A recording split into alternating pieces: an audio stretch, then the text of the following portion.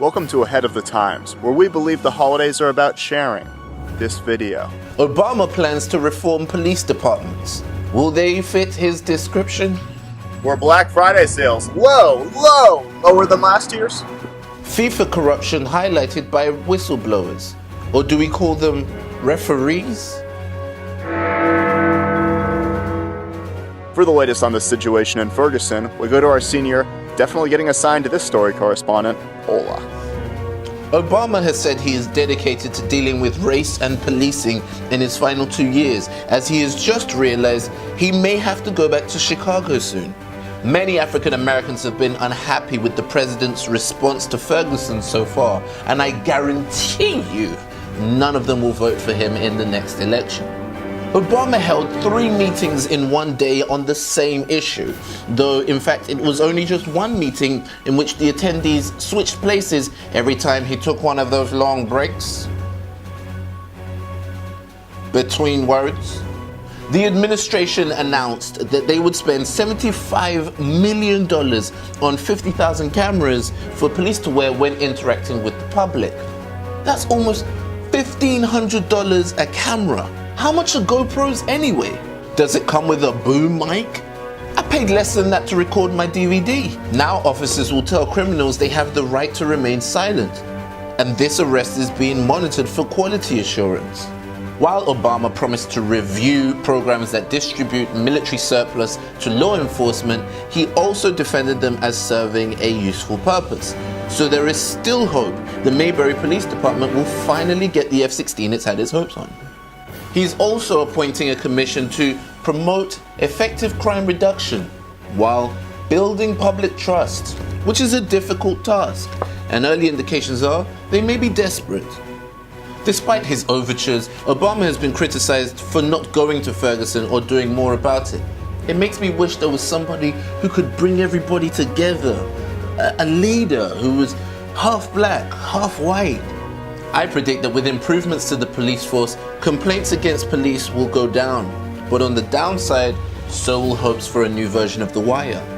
For the latest on Black Friday, we go to our senior, thank God it's Black Friday correspondent, Toby. All eyes are on whether this shopping season will indicate a successful economic recovery, or as it's also known, the true meaning of Christmas. Black Friday madness even reached the UK, with many fighting over televisions with brand names no one had ever heard of, like Blaupunkt or Polaroid. Really, Polaroid? What, do you have to shake it to get HD? Many in the US were outraged that stores were open on Thanksgiving. But more shocking, did you know that around the world, stores have been open on Thanksgiving this entire time? US Black Friday sales were down this year because the season has gotten stretched out so long. Which is bad news, because retailers have announced that the 2015 Christmas shopping season starts this Christmas. Lower gas prices were a gift for US consumers, making it a great holiday for fossil fuels. If you're bad, Santa gives you a lump of coal. If you're good, $20 on Pub 3. I predict the increased spending power of consumers doesn't mean they'll spend all their money, since they're still stuck in a recession mentality.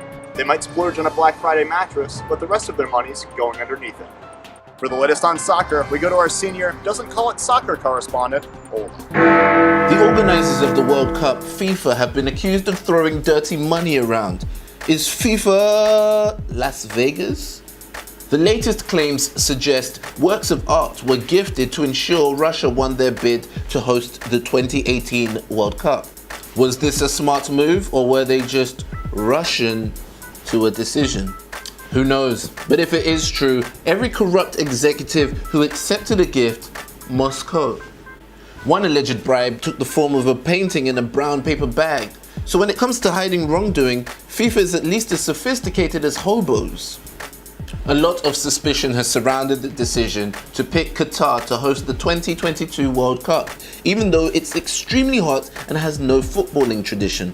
That would be like a hot Caribbean country having a bobsled team. Many companies have dropped their sponsorship of FIFA, though many countries will retain their sponsorship of FIFA executives. FIFA launched an investigation into itself earlier this year and found no wrongdoing. It's the first time in footballing history nobody took a dive. I predict the suspicions around FIFA will continue, especially after the next 4 World Cups are held at Qatar, and then the Playboy Mansion. And that's it, our last show of the season. We'll be back on January 7th, after a break for Christmas and whatever holiday British people celebrate. But first, let's look at some of our most prophetic predictions. My prediction is more European countries will recognize Palestinian statehood. So there's an easy team to beat in the World Cup. France and Spain announced plans to, though they probably got the idea from our web series. I wonder how much FIFA charges to put Palestine in your group. We also predicted Will and Kate would keep their baby. I think they'll keep it. The baby's still due in April, so far so good. We predicted Toby wouldn't get a new iPhone.